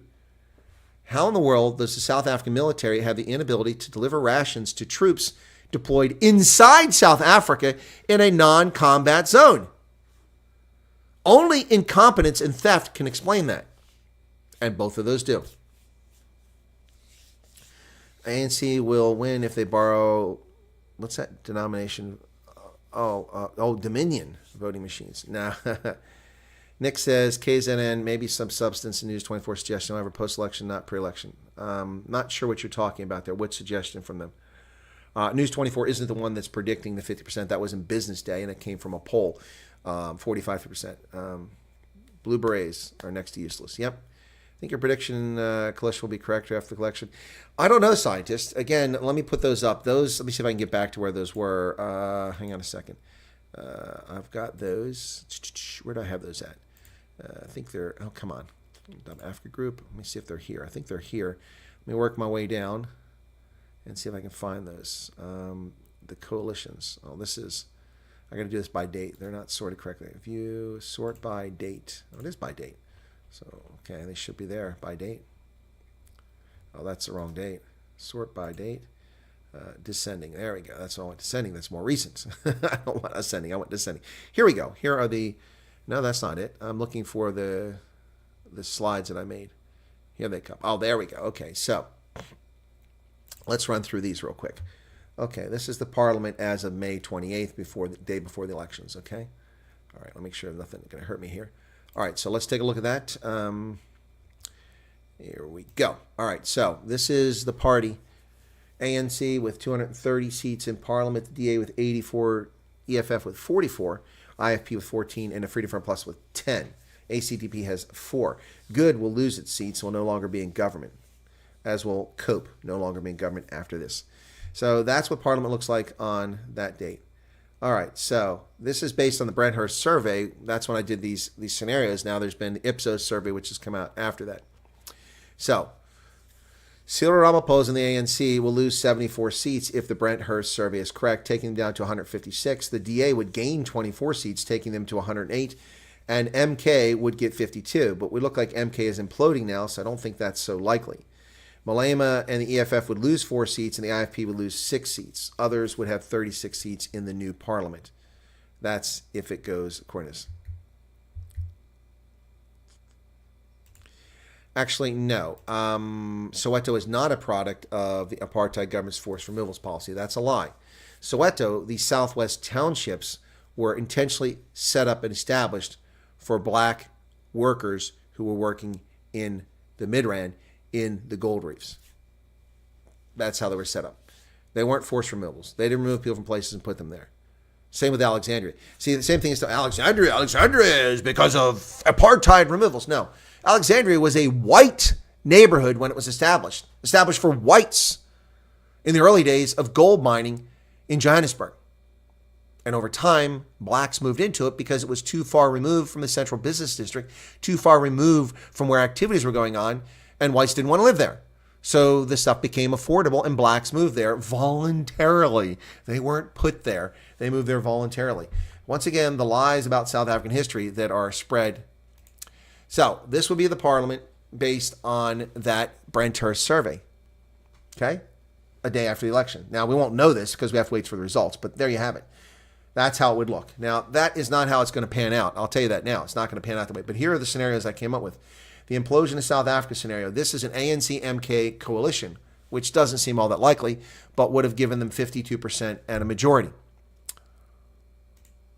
The Zimbabwe for South Africa scenario. This is where the ANC and DA go into coalition, giving them almost 2/3 of the electorate. And it would be a disaster because the ANC would retain the levers of power and the DA would take over the minor ministries with the exception of finance, which would save South Africa's economy from total collapse, but not improve the country. Zimbabwe for South Africa scenario. Then there's Armageddon, South Africa. This is the one I'm being asked about, where I predicted it's possible for the ANC, MK, and EFF all to come together, but this depends on the ANC getting down to a very low percentage. And this is a disaster for South Africa. So those are the scenarios. And then the Grand Coalition one. This is the one that would be the best outcome, but still not a good one for South Africans. ANC and the multi-party charter coalition would give them nearly 3/4 of the vote and a mandate to rule South Africa, but it would be chaos. But a Grand Coalition could be a path forward. But the ANC, of course, will hang on. And this would exclude MK and EFF. MPC and ANC, not EFF and MK. That would be the best outcome, but it ain't going to happen. So those are the coalition scenarios I came up with based on data that was available some time ago. All the battalions were built by landlords, did a huge blog. Yep, Chris, exactly. Southwest Townships were built intentionally. They were not relocations. That's a fabrication. That's a distortion of history. Brandhurst is just a hater. How does the DA grow if it has so many splinter groups? How does the ANC grow when it has so many splinter groups of actual size? The splinter groups you're talking about, BOSA, that's not a splinter group. Just the leadership is a splinter group. Action SA is a splinter group from the DA, but it's only about 3 or 4% of the vote. The ANC has lost 13% to MK. It's lost 10% to the EFF. That's 23% right there of the vote, not of their vote, of the vote. So how does the ANC do well? Your argument doesn't make sense. How does the DA grow? Well, it grows very simply. It gets out and meets more people.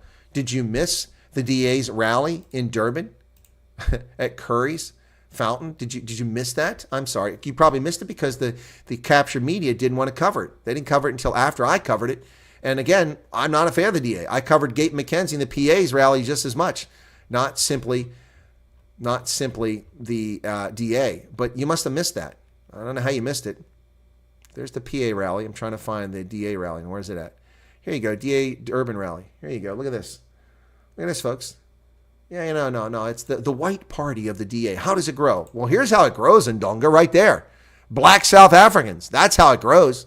People disenchanted with the corrupt communist ANC. Tens of thousands of people. Of course, they claim it was just 10,000. That's horsemore. It's tens of thousands. Look at that. Look at that. That's a couple days ago. Look at that. The so-called white party. What a crock of horse manure that is. DA Durban rally at Curry's Fountain within shouting distance of Wyatt Street. Yep. So let's go to the Gate McKenzie one. How does the Gate McKenzie, the Patriotic Alliance, grow from 6,600 votes in 2019 to a rally with over 30,000 people who entered the stadium and thousands more who couldn't get in? Look at this. Is the Patriotic Alliance turning the Western Cape green and South Africa green? How does the DA grow? The same way that these people grow. Oh my God. Oh my God. Ndonga says the DA route is full of drugged street kids. Really? I don't see any kids there. Every person I see looks to be well into their 20s, 30s, or 40s. Look at that. You see any kids there? I don't see a single child there. I see no teenagers there whatsoever. Just voters. See, this is Ndonga, you're not even genuine, man. You're just playing the role of clown car show here. Matthew says, yeah, those Durban DA supporters are the clever blacks. Oh, my goodness. Yeah, Ndonga has an answer for everything. as he whistles past the graveyard. Listen, Ndonga might be correct. No, he's not. But the recent survey saying the ANC could be at 45% could very well be correct. And if it is correct, and I said 42, I'm not going to go, well, I was wrong. I wasn't 100% correct. But the point is that they were brought below 50%, which is what I've been predicting. And I said 38 to 42. So we'll see what happens. We'll see what happens. Bust street kid druggies. Really? Like EFF rallies? ANC rallies? Food parcels. Food parcels. Did you see that? Did you see the food parcels? The ANC handing out food parcels at Mbizo in the Northern Cape to buy votes from black South Africans. So sad. It's so pathetic. So pathetic. But it is the ANC. That's what they do, folks. That's what they do. They buy votes. But political parties do this all the time. Here you go. Here you go. Here's the food parcels handed out at the Mbizo in the Northern Cape. Check that out. Look at that. Look at that. Giving food away to get votes. That's not green because it's the Patriotic Alliance. That's the ANC handing out that food to buy votes. I want my three-piece Streetwise and my T-shirt. That's right. KFC all the way, every day. There you go, folks. Oh, my goodness. You said street kids. You didn't say Ampara. You said Ampara, street kids and Ampara. You said both. Yeah. Well, you do make a good point, Ndonga, and that is pity they don't vote. Just like the massive ANC crowd showing up, 15,000, just like the EFF crowd showing up, the PA crowds. Will any of them even go to the polls? Or even all registered voters? Probably not. The mountain cabbage, Pierre Pond. The mountain cabbage he's smoking. I've seen that mountain cabbage. I was in Ceres. I saw the mountain cabbage when I went through the pass. Hey, folks, whatever happens on May 29th, isn't South Africa just a lovely, amazing country? Full of a bunch of idiots running it. But I mean, honestly, it's such a beautiful country. Let me just take a look at something here very quickly. I'll bring a few things up if I can find it. 2024. Let's go with that one. January. Let me see if... oh, that's not what I want. I want to see. There we go. That's what I want. That's all? Okay, well, it must be February. I thought there were more here. I thought there were more. Well, there aren't more. So let's go to February. That's where they're at. Okay, here we go. What? Oh, that's this year. I'm looking at... I got to look at 2023. January 2023. I'm looking at the wrong year. Okay, there we go. There we go. I'm trying to find... Check this out. This was pretty cool. This was at OR Tambo when I was there last year. Check this out. Here you go. This was pretty cool. A rhino and a baby rhino made out of lights. They put cones up because people kept going up and touching it. You can't even take a picture next to the rhino. You got to have cones next to it. Guess they were worried somebody's going to steal it there at OR Tambo. Oh my goodness, that was something else. All right, so let me find another one here. Something really cool. What's this? Oh, there you go. This is Van Rieden's Pass. Oh, look at the cops coming up. And here are all the trucks that should be on rails. Look at all those trucks.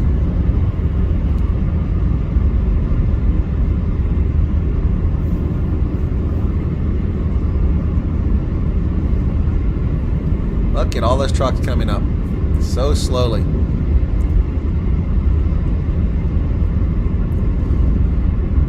Don't ask me how I recorded this.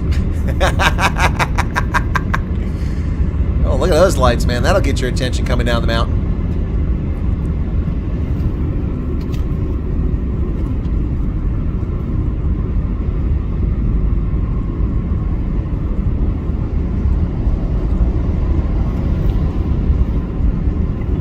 Pretty cool, huh? Made a long video here, didn't I? There you go. That was Van Rienen Pass last year. This time, a couple months earlier than this last year. Let me see what else we got here. Come on, back over here. So that was pretty cool. Oh, here I am. This is when I did the... It's kind of hard to hear this. Hello, folks.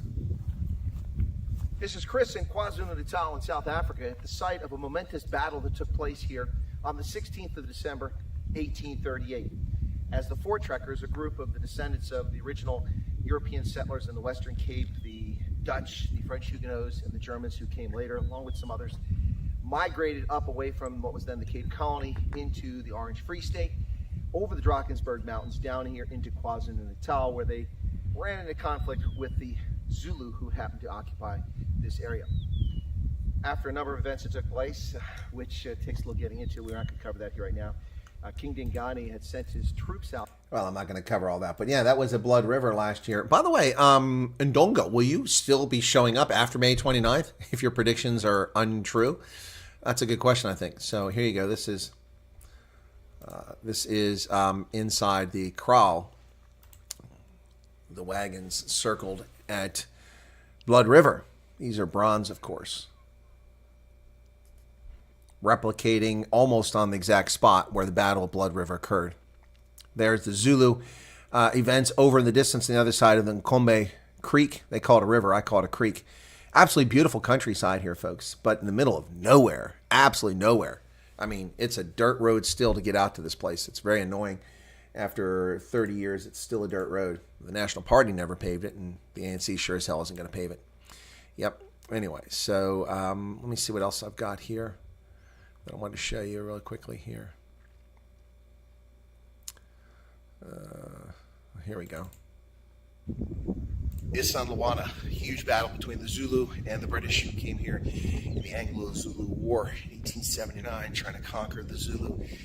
King Ketchwayo sent his MP to this site after Lord Chelmsford divided his column into 3 separate columns and went looking for a fight with the Zulu. They kept the trains back here. So that was last year. Okay, what else we got here? So, Ndonga, in case you're keeping track, covering a battle where the Zulu slaughtered the Brits. It was incredible. Yep. So, before I get accused of being one-sided in my coverage in South Africa. We are still live. This Thanks, is folks. Sorry about that. I go off camera there. Little housekeeping to do. I was Chris Pop is the mayor of Umgeni. The choir school, and does that give you some degree of security so you can focus on the job and make it easier for you to just get the job done? Yeah, absolutely. I can. I mean, Paul's a friend of mine, Tyron. I mean, all these guys in coalition government, and the horror stories that they tell me about how much time they have to spend stroking egos, and you know that the one. Chris Pappas, the mayor of Umgeni, the man who's turned around a city that was virtually destroyed by the ANC as it governed it for ages. Yep. So here's another one. Hello, folks. Welcome back to Chris Wyatt Reports. This is Chris in the Drakensberg Mountains in KwaZulu-Natal province of South Africa. As you can see behind me, the vistas are absolutely stunning here. This is the AHA Alpine Health Resort. I've been here before, but not stayed overnight. I was here for horseback riding a long time ago when I came through the area, stayed at another property, which has since been closed, probably because of the lockdown, I'd be my guess. But this is just absolutely stunning beauty here. You can't top this majestic natural beauty. It's just absolutely amazing, amazing, amazing what you see here. And this is right at the foot of the mountain. Yeah, pretty cool stuff. That was in the Drakensberg last year. Okay. And what else have I got here on these? Let me go. That's January. Let's go to February. All right. What else I got in February here? Did do some pictures. Let me see if I can find one of these. Pretty cool. Just beautiful South Africa. It's a stunning country. Gorgeous stuff. All right. Let's try this one here. This is in the Free State. Oh, there's nothing to it. That was just a 1-second clip. How did that happen? That's in the Free State, so that didn't come out so well. Then I went to the Basutu village, cultural village. The clothes of our girls from any age. This is our skirt for the girls. It's made from the plants. It's one of the bottle blue. So our parents normally took 1 year, 2 years or 3 years to make one skirt. It's a hard work to make this. It was one of the important skirts for the girls because when they sit on the ground, all the strings will be covering the private parts of a girl. So our clothes can tell the age and status of a person. So meeting the girl wearing this kind of skirt, you know that she's underage. But after the age of 50, clothing tells you whether she's old enough or not. That's interesting. Yeah, so that was the Basutu Cultural Village in the Golden Gate Park of the region. Beautiful stuff. All right, who else? Let me show you another one here. Protea Corner. Let me see if I got another video from there. Looking for one up here in the mountains. Red Mountains. Oh, here we go. The Red Mountains in Golden Gate Park.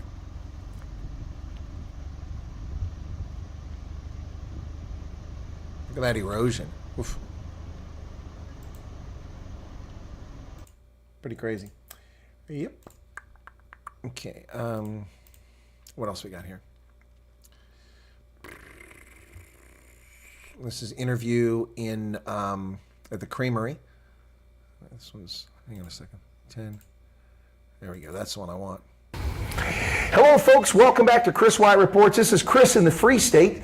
What once upon a time was known as the Orange Free State, but can't be profitable. Are you serious, Donnie? That's insane.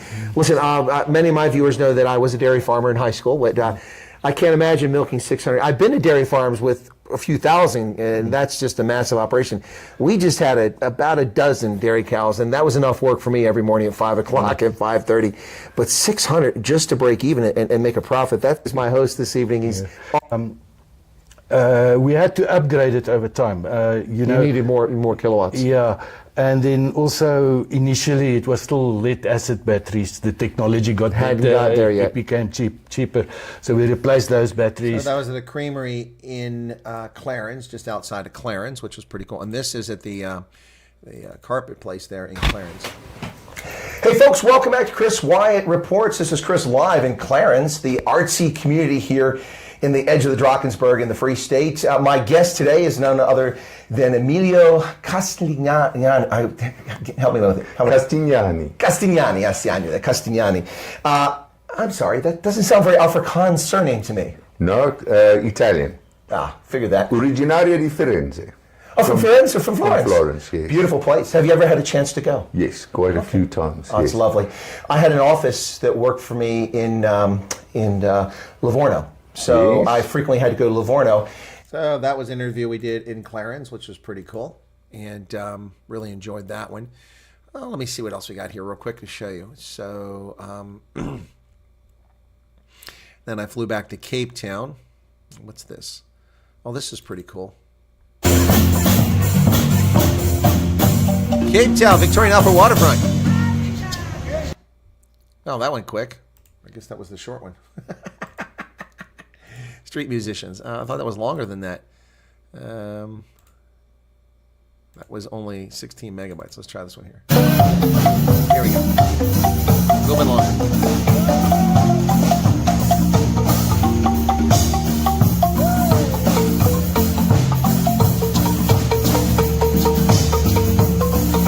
There's the Pet Zoo film crew filming there.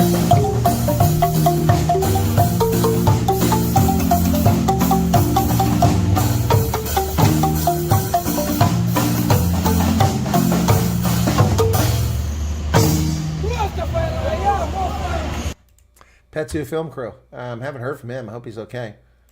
Interesting fellow. All right, so yeah, that's pretty cool, huh? We're losing people here. Nobody finds this interesting. That's a shame. That's a shame. There's the castle. I don't think I have any videos of the castle there. I'm just looking for more videos here. The videos are more exciting than simply, oh, this is inside the castle. This one. How long do you do this one? An absolutely incredible oil painting collection here in Castle of Good Hope. That one's amazing. Look at that. Stunning, stunning works of art here, all collected by one collector. But for some reason they felt the need to, I'm not sure why, but they felt the need to put it in context. You must understand that this is just one perspective.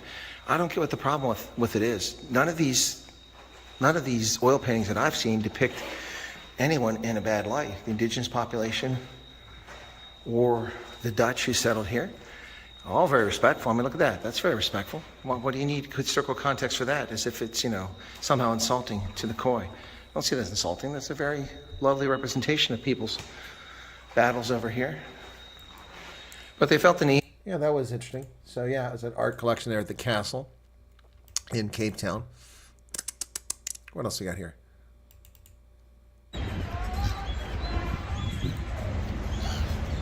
City Hall.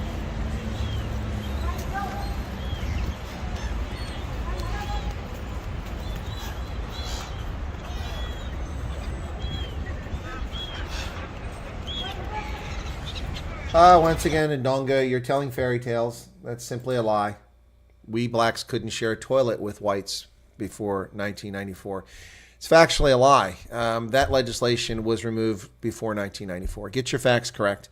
If you want to say during the apartheid era, for much of it, you weren't allowed to do that, then that's a fair statement. That's a fair statement. But by the same token, whites couldn't use the same facilities that blacks could use. So it was separate but unequal. Yep. It's not satanic, it's racist. It's morally bankrupt is what it is. Just like the ANC's racist policies today, morally bankrupt. It's not satanic, it's just morally wrong. Get your story straight. The cable car. Up at Table Mountain working for once, a rare occasion when it's actually working. What incredible natural beauty, handed over to a criminal cabal known as the ANC, intent on pilfering and stealing everything and impoverishing black South Africans and whites. Yeah, what a sad, sad state. An incredible country. Incredible people.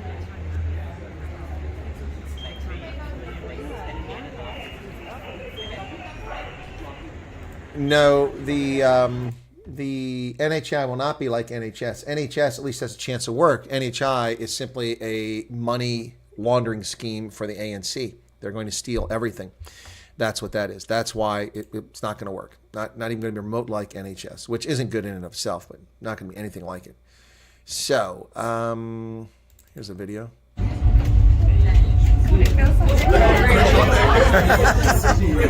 go back there. There comes a cable car the other direction. Watch. Woo! Right on top.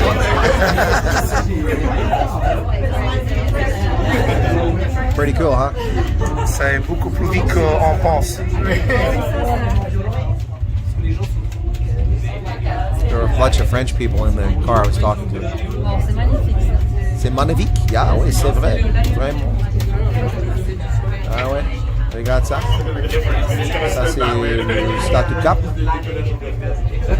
La montagne des Léons. La tête du Léon, c'est là.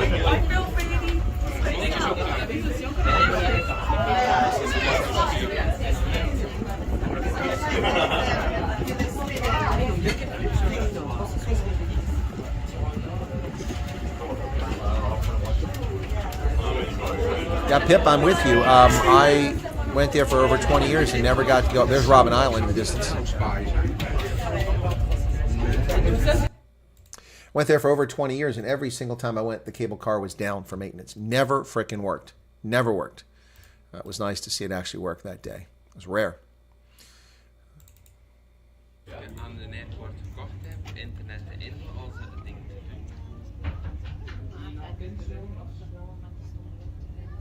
The beauty that is Cape Town. In the hands of the ANC. How sad. How sad for South Africans.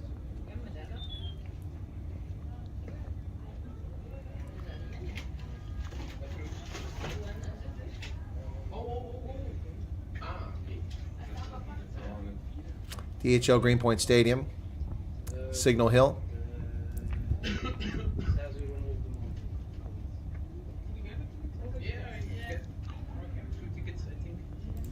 What a truly stunning vista that is.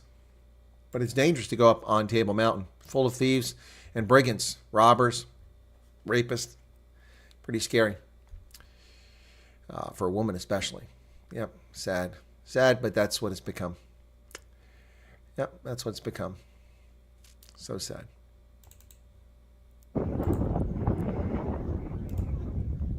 That's the backside, looking to the south.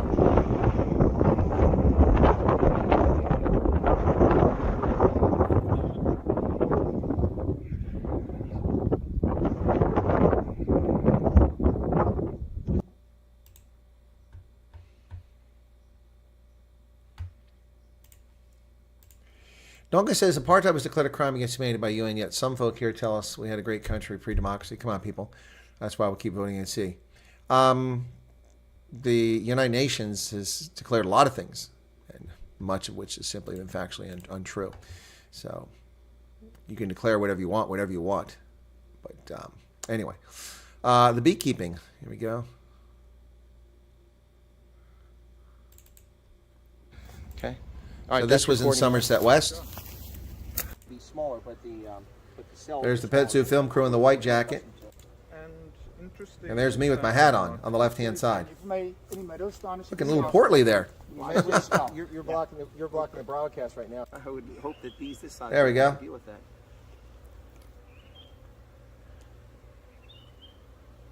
So the honey you produce, do you market it locally? Does it go to shops or specialty boutiques? Yeah, so because we're a little boutique, a little boutique apiary, we market it to folks. Folks know us already. We're privileged at Morkenster. They do sell it at Morkenster as well. And a couple of health shops. That was a half-hour broadcast. That was pretty cool. I'd like to do that again in Somerset West when I get back there, go out and take a look at the bees again. That would be so cool. Lawrence and his son. Yep. So that was pretty cool. And then Barry Hilton. I think I got Joe Emilio. Thank you so much for that warm introduction, Barry. Thank you guys so much for clapping. How are you? How are you? How are you? Round of applause. How are you doing? Awesome. Yeah, that's all I did. I didn't film much of it. That's Joe Emilio. I didn't want to steal his show. Yep, that was in Somerset West as well. It was after I saw the bees that night. It all just came together. Yep. And then this was pretty cool. This is where we introduced the world to the Blow Pro from Garrett. Detachable barrel.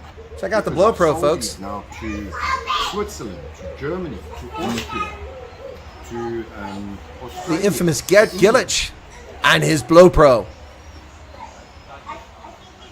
What's powering this thing? A little 9-volt battery. It works super cool. I'll show you a video. Let's get the fire going. Yeah, so you just got some because I've got to use my... Yes, I know, but you know what it is. Watch J Bravo and you do a course on how to do it on Amazon. And you don't have to do anything. Amazon will do all the work for you. Yes, but I've got to make it. And they build it. The Blow Pro. Garrett's invention. Yeah, that was pretty cool. Introduced the world to it a year ago. Got a nice tour of the wine cellar. Same neighborhood in Joburg. Really? East Grand, yes. Huh. 1609 is the postal code. Anyway, not going to show the rest of that, but got to go down into the basement and see it was pretty cool at that place. Yep. All right, what else we got here? Oh, yeah. Which one of these is it? Hang on. 2 minutes, 49 seconds. How long is this one? Come on. 3 minutes. I think that's the one I want. Yeah, that's not it. This is the one I want. Yes. This is me. Oh yeah. Right.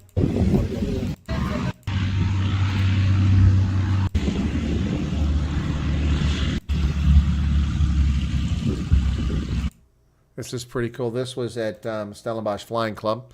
So let me get that one up real quick.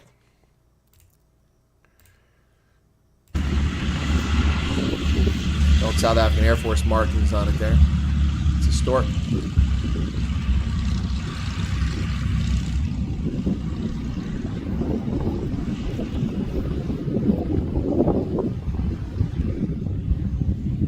It's going to take off here in a second. But anyway, so yeah, taxing it. That was pretty cool. Stellenbosch. Garrett set that up. Thank you for that. That was pretty cool. Anything else here I want to show real quick before we drop off on this? Oh, yeah. Here we go. This was... we were live on there, right? Because I used to eat the most. See, we're making double income. Yeah, but, oh, that's smart. You were clever. So, now, of course, for those who, I think most people know, but there may be some my international audience who don't know, that you're also a rugby player, did play for the Springboks as well. How did you get into rugby? Was it from the very beginning youth or something you walked into later? No, look, it's an interesting story. All I wanted to do, and I built this wonderful cricket ground and clubhouse here on my farm. My first love has always been cricket. No, don't say that. Don't say that. But I'll tell you now what happened. And so what happened was when I was about 9-10 years at primary school. So that's Scott Kirby Sr., and that was interviewing him at Velbedacht. Yep. Yep, anyway. All right, so we're coming up on 2 hours. I think that's probably enough for today. I wasn't planning on doing this. Apartheid favored all white folk, irrespective of country of origin. So the Volkswagen man was a sellout cum stooge. The sycophant of the system destroyed his own people. Wow. That's not at all biased at all. Or factually incorrect. Yeah. Shame, Ndonga. Beekeeping is pretty cool. Yes, the cable car is a huge money spinner. If you're a South African, you get to go up during your birth month for free, but not if you're not a South African. I know. I tried to go. Yep. 15-minute jog up and down the mountain, Chris. You don't need the cable car. You are smoking crack cocaine, Slippery Pickle. 15 minutes? No. 15 minutes is 100 meters. Oh, my goodness. Oh, my goodness.